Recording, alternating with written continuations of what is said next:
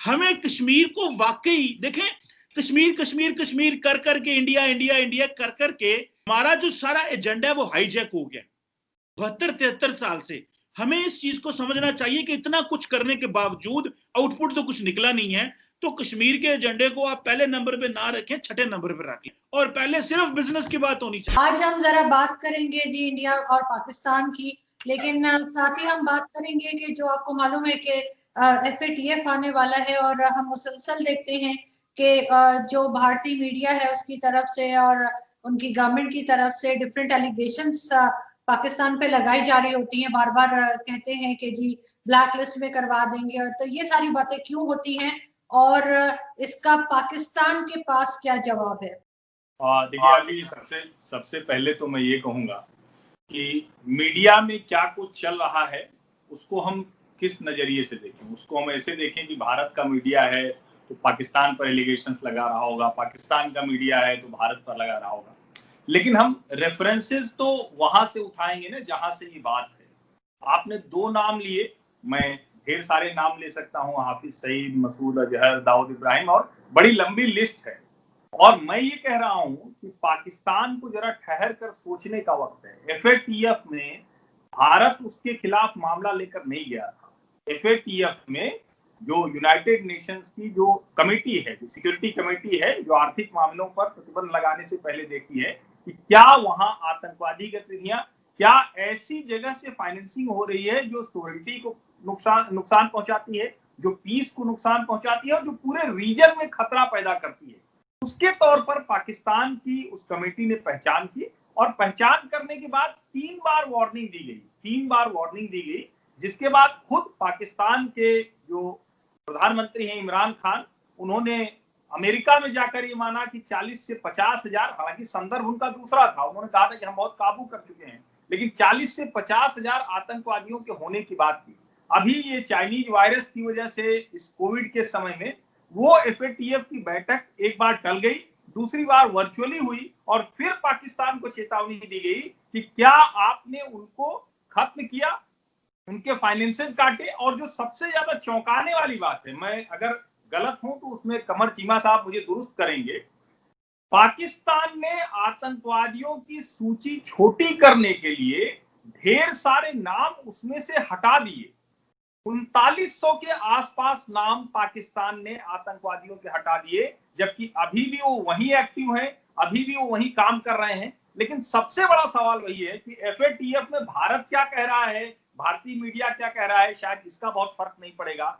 जो खुद, और एक चीज और जानना जरूरी है कि आपका जो दोस्त देश है, हालांकि मैं मानता नहीं हूं चाइना आपका दोस्त है नहीं, जो आपका दोस्त देश है उसी की चेयरमैनशिप है अभी FATF की उस कमेटी की। ये बहुत जरूरी जानकारी, इसको पाकिस्तान के लोगों को जानना चाहिए। और उसके बाद पाकिस्तान ग्रे लिस्ट में आता है, अब ब्लैक लिस्ट होने की तरफ में है। इसमें भारतीय मीडिया या भारत के लोगों का कोई योगदान नहीं है, पाकिस्तान में बैठे आतंकवादियों का योगदान है। उस पर काबू करना चाहिए। पाकिस्तान के लिए भी वो अच्छा है, भारत के लिए और इस पूरे रीजन के लिए तो अच्छा है ही।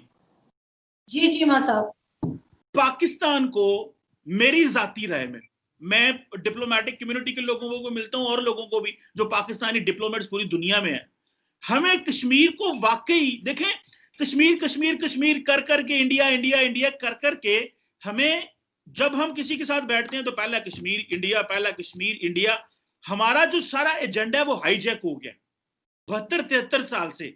हमें इस चीज को समझना चाहिए कि इतना कुछ करने के बावजूद आउटपुट तो कुछ निकला नहीं है। तो कश्मीर के एजेंडे को आप पहले नंबर पे ना रखें, छठे नंबर पे रख लें, ये मैं खुद चाहता हूं, ताकि हम economy, people to people contact, cultural dialogue, बाकी चीजें करते रहे दुनिया के साथ।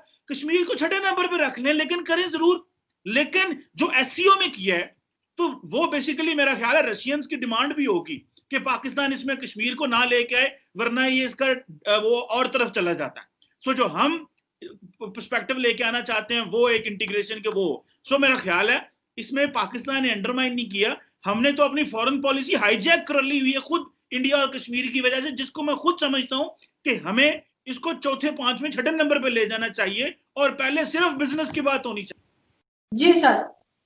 नहीं, कमर साहब ने आज इतनी बढ़िया बढ़िया बात की है, तो इनकी बात मैं कहूंगा कि पाकिस्तान के हुक्मरान सुने। लेकिन बस एक ही बात मैं कहूंगा कि ऐसे फंसते मुल्क के साथ कौन खड़ा होगा। आप भारत को छोड़ सबकी बात मान लेते हैं, आप रशिया के दबाव में कुछ करने चले जाते हैं, अमेरिका के दबाव में आतंकवादी तैयार कर लेते हैं, चाइना के दबाव में अपने मुल्क के बाशिंदों को ही मारते पीटते हैं। सीपीईसी में जहां भी आप देखिए उनको परेशान कर रहे हैं, उनका जीवन खराब कर दिया। यानी भारत की लड़ाई के चक्कर में आप खुद को कितना फंसाते चले जाएंगे एक मुल्क के तौर पर। और मैं फिर से कह रहा हूं कि ठीक है, तालिबान से लड़ने में पाकिस्तानी फौजों का इस्तेमाल किया, और एक बात इसमें मुझे कोई ऐतराज नहीं, मैं जो इंटरवेंशन कह रहा था, मैं खुद ये मानता हूं और दुनिया ही जानती है कि अमेरिका और रूस ने अपने हितों के लिए बहुत, कोई एक इलाका नहीं, दुनिया के ज्यादातर इलाकों में अपने हिसाब से बहुत सी गलतियां की हैं, बहुत सी गड़बड़ियां की हैं, और जिसका खामियाजा उन्होंने भुगता। लेकिन दुनिया का कौन सा देश है साहब, कौन सा देश है कि अपने यहां आतंकवादी तैयार करने लगे? आप रेडिकल टेररिज्म आप ले आते हैं और उसमें रिलीजन डाल देते हैं, और आप कह रहे हैं, मैं अभी नाम भूल रहा हूं, शायद हक्कानी साहब की किताब है, आपको जरूर पढ़नी चाहिए। उसमें वो कहते हैं कि कश्मीर नहीं रहेगा तो पाकिस्तान का पूरा, जिसको कहते हैं ना कि उसका अस्तित्व खत्म हो जाएगा। तो आप ये सलाह तो बड़ी खूबसूरत दे रहे हैं, लेकिन क्या पाकिस्तान के हुक्मरान, पाकिस्तान की एजेंसी, पाकिस्तान की फौज अफोर्ड कर पाएगी क्या? क्योंकि उसके लिए आपको काम करना पड़ेगा, पॉलिसी लेकर आना पड़ेगा, एजुकेशन देना पड़ेगा, इंफ्रास्ट्रक्चर लगाना पड़ेगा। उसके लिए आपने कभी काम ही नहीं किया। 1947 से आप कश्मीर के अलावा आपकी पूरी इकोनॉमी उसी पर चलती रही। अब क्या मैं आपको हर साल का आंकड़ा बताऊं? ट्रंप साहब आए तो रोक दिया तो आप नाराज हो गए, तो आप सीपीईसी में गिरवी रख दिया, और ऐसा गिरवी रख दिया कि सीपीईसी के सारे प्रोजेक्ट 6 टाइम्स कॉस्टली हो गए, 6 गुना। ये आपकी अपनी रिपोर्ट है, जो इकोनॉमिक रिपोर्ट आई है, उसका स्टैटिस्टिक्स कहता है कि 6 गुना महंगा हो गया। और सिर्फ महंगा नहीं हुआ है, आपके फौज के अफसरों ने कंपनी बनाकर उसमें भ्रष्टाचार कर लिया, करप्शन कर लिया। तो आप सोचिए कि वो क्यों आपको सही रास्ते पर जाने देंगे? तो असली समस्या की तरफ जाएंगे तब तो 6वें नंबर पे जाएगा कश्मीर, क्योंकि इसी से तो सारी की सारी एक तरह से कहें कि पूरा मुल्क इस पर चल रहा है। चीमा साहब, ऐसा वैसे आप बात तो अच्छी कर रहे हैं, लेकिन मुझे तो नहीं लगता कि ये पॉसिबल है कि हम कश्मीर को 6ठे नंबर पे डाल दें और बाकी चीजें आगे ले आए। तो उससे आपको नहीं लगता कि कश्मीरी जो यहाँ पर है हमारे पास, जो आजाद कश्मीर है, वो लोग हर्ट होंगे इस बात से आपकी? इंपॉर्टेंट चीज ये जो समझने की वो ये है आरजू, कि जो कश्मीर है अगर वो नंबर 2 पे, 3 पे, 4 पे चला जाएगा, हमें इकोनॉमी चाहिए इंपॉर्टेंट। अगर इकोनॉमी होगी तो फौज मजबूत होगी, डिफेंस मजबूत होगा। सो मैं इकोनॉमी को सबसे इंपॉर्टेंस देता हूं, ज्यादा ग्लोबली इंटीग्रेशन को इंपॉर्टेंस देता हूं। अल्हम्दुलिल्लाह सीपैक इकोनॉमी है, जिसको भारत को इतनी दर्द क्यों होती है, क्योंकि उनको पता हो पैसा आ गया पाकिस्तान में। अच्छा, ये तो $80 अरब की बायलैटरल, $100 अरब की बायलैटरल करके $85 अरब की इंपोर्ट करते हैं, और अपने खिलौने बिलौने जो भी इंडिया में छोटी छोटी दुकानें चलती हैं वो चीन से चला लेते हैं। हम अगर $60 अरब, $65 अरब की इन्वेस्टमेंट आ गई, ओ नहीं नहीं नहीं नहीं नहीं, ये नहीं होना चाहिए। हाँ, हमारे यहाँ चीन का माल आए, ठीक है, $85 अरब की इंपोर्ट कर ले, बहुत अच्छा है। वो आ गई, जो कहता था ना वेस्ट, पहले इनको समझ नहीं आ रही थी कश्मीर का करना क्या है। अब इन्होंने कहा, हो ये तो कश्मीर तो टेररिज्म है, हम दुनिया में क्यों दहशतगर्दी की जंग लड़ी है, टेररिज्म से मिला दो। लोग कहेंगे वाह वाह जी, टेररिज्म हो रही है, टेररिज्म हो रही है।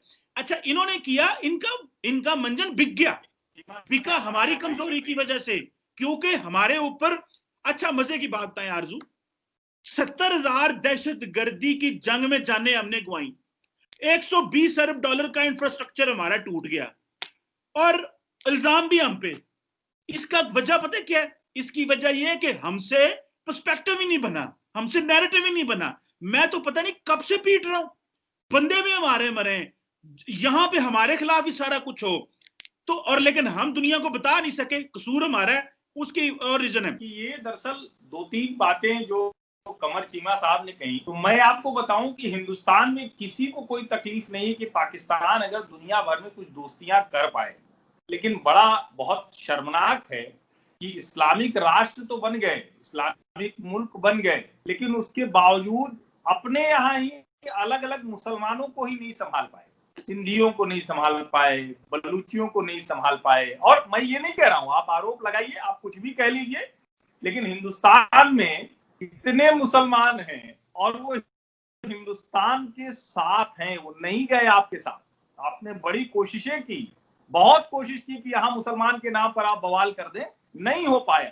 और वो कोशिश जो थोड़ी बहुत की वो भी असफल हो गई, इसीलिए कश्मीर के राग में आप फंस गए। लेकिन आप सोचिए कि आप जिस चाइना की सीपेक की बात कर रहे हैं, तो दर्शक ठीक से समझे कि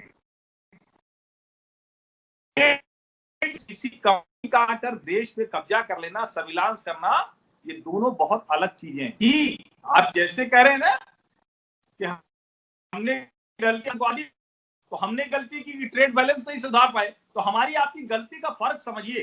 पाकिस्तान गलती करता है तो आतंकवादी पैदा करता है, हम गलती करते हैं तो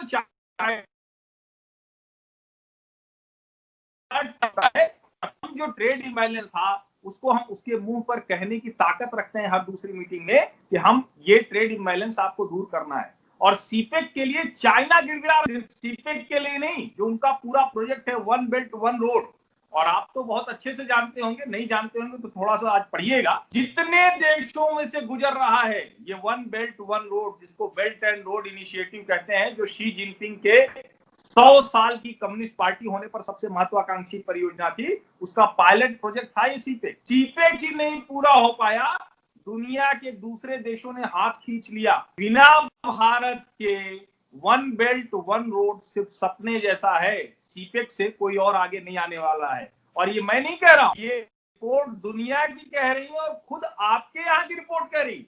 और दुनिया के चंगुल में फंसी है, पहले रशिया के चंगुल, फिर अमेरिका के चंगुल में, और अब उस कम्युनिस्ट चीन के चंगुल में जहां उइगर मुसलमानों पर रोज अत्याचार होता है और आपकी बोलती नहीं फूटती है। हमारे यहाँ कहते हैं ना कि तलवे जुबान जो तालू से चिपक जाती है कभी कभी, तो पाकिस्तान मुसलमानों के नाम पर दुनिया की बात करता है, ऑर्गेनाइजेशन ऑफ इस्लामिक कंट्रीज में कश्मीर पर हर दूसरे दिन तैयार रहता है। उइगर मुसलमानों पर आप बात क्यों नहीं कर पाते? पूर्वी तुर्किस्तान पर आप बात क्यों नहीं कर पाते? इतना डर किस बात का है भाई? और क्या सचमुच उसने खरीद लिया है पाकिस्तान को, एक बड़े इलाके को खरीद लिया है सीपेक के बहाने? अगर इसका जवाब हो तो आप बताइए, मैं सुनना चाहूंगा। मैं कोई नहीं, मैं बताता हूं। शंघाई कॉर्पोरेशन की मीटिंग, और चीन की स्थिति ये हो गई है कि अब वो उबला आलू हो गया है, उसके लिए न उगलते बन रहा है न निगलते बन रहा है। ये जो छोटी बातें होती हैं कि आप कहें कि देखकर चीनियों को भारतीय डर गए, तो भारतीय कभी किसी से डरे नहीं, इतने जिहादी भेज भेज के थोड़ा तो अनुमान लग गया होगा। और आप भी तो थोड़े बहुत भारतीय हो, इतना डरना कब से सीख गए? चीनियों से डरना बंद कीजिए, पाकिस्तान को जहालत से बाहर निकालिए, आतंकवाद से बाहर निकालिए, यही पाकिस्तान के लिए अच्छा है और इस पूरे क्षेत्र